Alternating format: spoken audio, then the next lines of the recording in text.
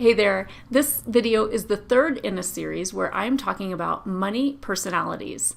In today's video, I'm going to talk about the trait of openness. The reason I'm doing this series is because if you haven't yet made progress with your money and you're really trying to understand why, then I think learning a little bit more about yourself and your personality can help you really understand what areas you can focus on so that you can play to your strength and also avoid any temptations.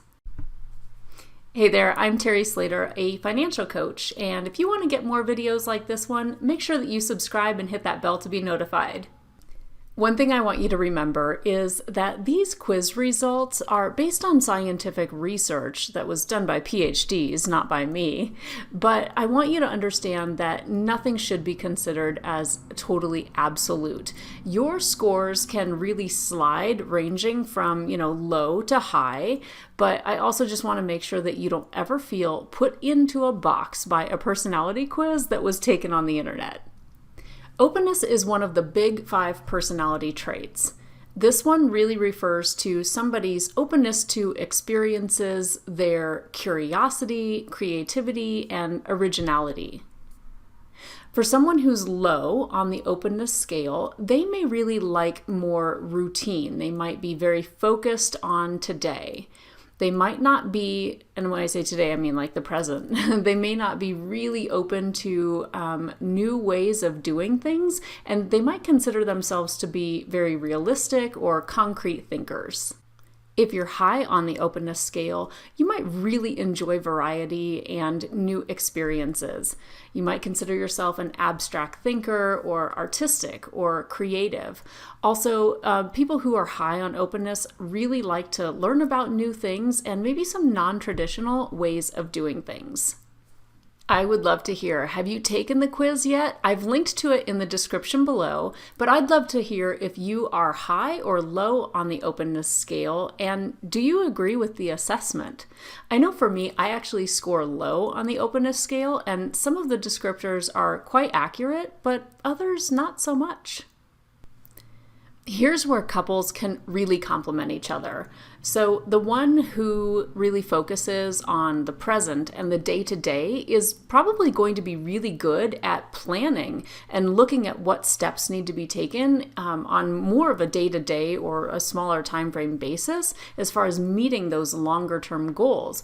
But again, those who are lower in openness might have a harder time kind of like envisioning the future. So the two of you may want to come together and just sit and kind of have relaxed brainstorming sessions about the future. I mean, even just like what the next 5 or 10 years will look like. For those who are higher on the openness scale, really variety is the key to life for them. However, you really still want to make sure that you are spending in alignment with your values and with your long-term goals. And as Paula Pant says, I want you to remember, you can afford anything, you just can't afford everything. If you fall into the artistic type, you might possibly have a more variable income than others. So for you, it's going to be very important that you are able to plan and organize in order to always be able to meet your financial obligations. For those who score a little bit lower and are planners, so lower in openness generally means more planners, they like to have a routine. When everything is working sort of according to the routine, then it works and it's great. But one thing you also want to make sure of is that you are able to plan for if or when things do not go as planned. So unexpected job loss, maybe the ending of a relationship or, having kids, anything like that that's going to be bigger life changes. You want to make sure that you're also planning for that if it's going to deviate from your otherwise normal routine. So what's next? After you've taken the quiz, I want you to consider whether or not you could use a little extra support in getting your money situation dialed in.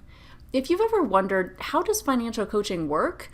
Well, I help you to look at the whole picture. So not only do we look at the numbers, but we also talk about your thoughts or beliefs or behaviors that have maybe kept you from making progress so far. If you want to schedule a free call to chat with me to see if financial coaching would be a good fit for you, I'm going to throw that down in the description below as well. So there's a link you can just schedule a call with me right there. In the meantime, you can check out some of these other videos on the other money personality traits. Until next time, bye.